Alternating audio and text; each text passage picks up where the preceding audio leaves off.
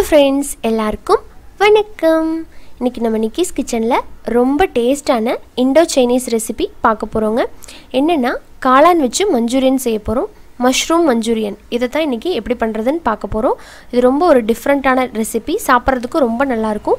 பொதுவாக மஞ்சூரியனாவே நம்ம Gopi Manchurian, chicken Manchurian பார்த்துருப்போம். நம்ம சேனலில் ஆல்ரெடி அப்லோட் பண்ணியிருக்கிறோம். அதுலேயே கொஞ்சம் டிஃப்ரெண்ட்டாக பேபிகார்ன் மஞ்சூரியன் நான் செஞ்சுருக்கேன். அந்த வீடியோவோட லிங்க் டிஸ்கிரிப்ஷனில் இருக்குது, பார்த்து வேணுங்கிறவங்க செக் பண்ணிக்கோங்க. இன்றைக்கி நம்ம செய்ய போகிற மஷ்ரூம் மஞ்சூரியன் அதே போல் ரொம்ப டிஃப்ரெண்ட்டாக நல்ல டேஸ்ட்டாக இருக்கும். இதை நீங்கள் ஒரு கெஸ்ட் வராங்க அப்படின்னா கூட ஏதாவது டிஃப்ரெண்ட்டாக ட்ரை பண்ணணுன்னீங்க ட்ரை பண்ணலாம். எப்படி பண்ணுறதுன்னு பார்த்துடலாம் வாங்க. மஷ்ரூம் மஞ்சூரியன் பண்ணுறதுக்கு நான் இன்றைக்கி 200 கிராம் அளவுக்கு காளான் எடுத்திருக்கேன். அதை இந்த அளவுக்கு பெரிய பீஸாக 2ஆக மட்டும் கட் பண்ணியிருக்கேன். இப்போ இதை நம்ம மேரினேட் பண்ணிக்கலாம். அதுக்கு ஒரு பவுலில் 3 டேபிள் ஸ்பூன் கார்ன்ஃப்ளவர் சோள மாவு, 2 டேபிள் ஸ்பூன் மைதா, 1 டீஸ்பூன் மட்டும் ரைஸ் ஃப்ளார் அரிசி மாவு சேர்த்துக்கலாம். இது வேண்டானாலும் விட்டுறலாம், ஜஸ்ட் ஒரு கிறிஸ்பினஸ்க்காக. அப்புறமா இதில் ஒரு கலர் கொடுக்கறதுக்காக கொஞ்சமாக 1 டீஸ்பூனை விட கம்மியாகவே காஷ்மீரி சில்லி எடுத்திருக்கேன். அப்புறமா தேவையான அளவுக்கு உப்பு சேர்த்துடலாம். சேர்த்துட்டு இதில் தண்ணி ஊற்றி நம்ம பிசைஞ்சிக்கலாம். லைட்டாக கலந்து விட்டுட்டு தண்ணி சேர்த்து கொஞ்சம் கெட்டியாக பிசைஞ்சுக்கோங்க. பாருங்கள், இந்த கன்சிஸ்டன்சியில் இருக்கணும். இப்போ நம்ம காளானை உள்ளே சேர்த்துடலாம். காளானோட எல்லா பக்கமும் இந்த மசாலா கோட் ஆகிற மாதிரி நல்லா இதை கலந்து விட்டுருங்க. பாருங்கள், இந்த மாதிரி கோட் ஆகிடுச்சு. இதை நம்ம பொரிச்சு எடுத்துடலாம். இப்போ ஆயில் சூடாகிடுச்சு. மீடியம் ஹீட்டில் சூடு பண்ணியிருக்கேன். இப்போ உள்ளே சேர்த்துடலாம்.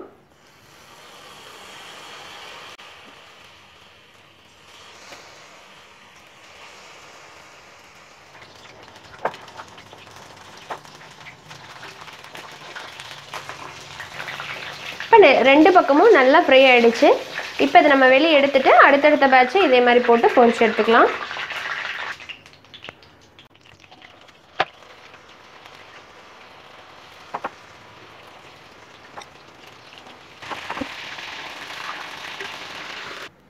இப்போ மஞ்சூரியன் பண்ண ஆரம்பிச்சிடலாம். அதுக்கு ஒரு கடாயில் 2 டேபிள் ஸ்பூன் ஆயில், எண்ணெய் சூடானதும் பொடி பொடியாக கட் பண்ண இஞ்சி பூண்டு, அதோடவே பொடி பொடியாக கட் பண்ண ஒரே ஒரு பச்சை மிளகாய். இப்போ லைட்டாக வதங்கினதும் ஒரு பெரிய வெங்காயத்தை கட் பண்ணியிருக்கேன். ஒரு 2 நிமிஷம் வதக்கினா போதும். இப்போது லைட்டாக வதங்கிடுச்சு வெங்காயம். இதில் நம்ம capsicum சேர்த்துக்கலாம், குடமிளகா.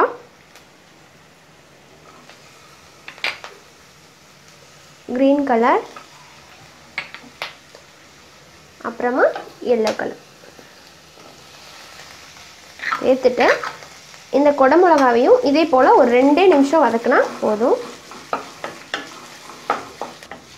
இப்போ குடமிளகா நல்லா ஒரு 2 நிமிஷம் போல் வதங்கிடுச்சு. இப்போ இதில் நம்ம சாஸ் எல்லாம் சேர்த்துடலாம். 2 டேபிள் ஸ்பூன் டொமேட்டோ கெச்சப் சேர்க்கலாம். அதோட 2 டேபிள் ஸ்பூன் அளவுக்கு ரெட் சில்லி சாஸ், கூடவே ஒரு 1/2 டேபிள் ஸ்பூன் மட்டும் நான் சோயா சாஸ் சேர்க்குறேன். இது டார்க்குங்காட்டி நான் கொஞ்சம் கம்மியாக சேர்த்துக்கிறேன். லைட்டாக இருந்தால் 1 டேபிள் ஸ்பூன் சேர்த்துக்கலாம். இது ரொம்ப சேர்த்துட்டிங்கன்னா கசந்து போயிடும். அது கூடவே ஃப்ரெஷ்ஷாக நுணுக்குன பெப்பர் பொடி அதையும் சேர்த்துடலாம். சேர்த்துட்டு இந்த சாஸ் எல்லாத்தையுமே நல்லா கலந்து விட்டுடலாம். இப்போ இந்த ஸ்டேஜில் 1 டேபிள் ஸ்பூன் கார்ன்ஃப்ளவர் எடுத்து கொஞ்சமாக தண்ணி சேர்த்து கட்டி இல்லாமல் கலந்து எடுத்திருக்கேன். இப்போ இதை உள்ள சேர்த்துடலாம். இப்படி சேர்த்தோம்னா நமக்கு லைட்டாக கிரேவி மாதிரி கிடைக்கும். அப்போ நம்ம மஷ்ரூம்ஸ் போட்டு நம்ம கலந்து விடும்போது எல்லா பக்கமும் மஷ்ரூமில் நல்லா கோட்டாகி உங்களுக்கு கலந்து வரும். அதுக்காக தான் இப்படி சேர்க்குறோம். பாருங்கள், இப்போ லைட்டாக கெட்டியாக ஆரம்பிச்சிருச்சு. இப்போ இந்த ஸ்டேஜில் நம்ம ஃப்ரை பண்ணி வச்சுருக்கிற மஷ்ரூம்ஸ் இருக்கு இல்லைங்களா, அதை உள்ளே சேர்த்துடலாம். பாருங்கள், இப்போ இதுக்கு மட்டும் கொஞ்சமாக உப்பு சேர்க்குறேன். ஸோ ரொம்ப வேண்டாம், சாஸ்லாம் உப்பு இருக்கும். இந்த ஸ்டேஜில் கொஞ்சமாக மட்டும் உப்பு, அந்த வெங்காயம் கேப்சிகமுக்கு மட்டும் உப்பு போட்டுக்கலாம். போட்டு ஒரு வாட்டி கலந்து விட்டுட்டு நம்ம மஷ்ரூம்ஸ் சேர்த்துக்கலாம். இப்போ நல்லா கலந்தாச்சு. காளானை உள்ளே சேர்த்துடலாம். சேர்த்துட்டு இந்த காளானில் இந்த மசாலாலாம், இந்த சாஸெல்லாம் நல்லா கோட் ஆகிற மாதிரி கலந்துருங்க.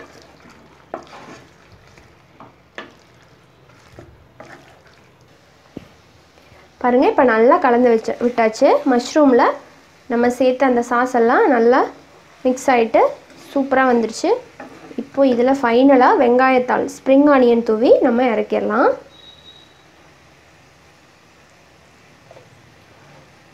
அவ்வளோதான், ரொம்ப ரொம்ப ருசியான மஷ்ரூம் மஞ்சூரியன் ரெடி.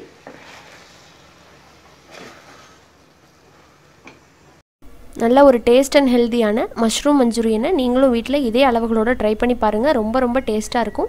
இது வந்து நீங்கள் அப்படியே ஒரு ஸ்டார்டராக சாப்பிட்லாம் ஈவினிங் டைமில். அப்படி இல்லை அப்படின்னா நீங்கள் ஃப்ரைட் ரைஸோடு வச்சு சாப்பிட்றதுக்கு ரொம்ப ரொம்ப ருசியாக இருக்கும். ட்ரை பண்ணி பாருங்கள், உங்களுக்கும் கண்டிப்பாக இது ரொம்ப பிடிக்கும். உங்கள் வீட்டில் எல்லாருமே ரொம்ப விரும்பி சாப்பிடுவாங்க. பர்டிகுலராக கிட்ஸுக்கு ரொம்ப ரொம்ப பிடிக்கும்.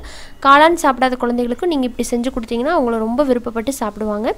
ஸோ ட்ரை பண்ணி பார்த்துட்டு உங்களோட ஃபீட்பேக் அண்ட் கமெண்ட்ஸை மறக்காமல் எனக்கு போஸ்ட் பண்ணுங்கள். இந்த வீடியோ பிடிச்சிருந்ததுன்னா ஒரு லைக் கொடுங்க. உங்கள் ஃப்ரெண்ட்ஸ் அண்ட் ரிலேட்டிவ்ஸ்க்கு நம்ம வீடியோவை ஷேர் பண்ணுங்கள். மறக்காமல் நம்ம சேனல் நிக்கிஸ் கிச்சனை சப்ஸ்கிரைப் பண்ணிவிட்டு கூடவே இருக்கிற பெல் சிம்பிளை கிளிக் பண்ணிக்கோங்க. அப்போ தான் நான் எப்பப்பெல்லாம் வீடியோஸ் போட்டாலும் உங்களோட நோட்டிஃபிகேஷன்ஸ்க்கு வந்து நிற்கும். நீங்கள் மிஸ் பண்ணாமல் எல்லா வீடியோஸையும் பார்க்கலாம். இன்னொரு இன்ட்ரெஸ்டான அண்ட் ஹெல்த்தியான ரெசிபியோட உங்கள் எல்லாரையும் சீக்கிரமாக வந்து மீட் பண்ணுறேன். அது வரைக்கும் நன்றி, வணக்கம்.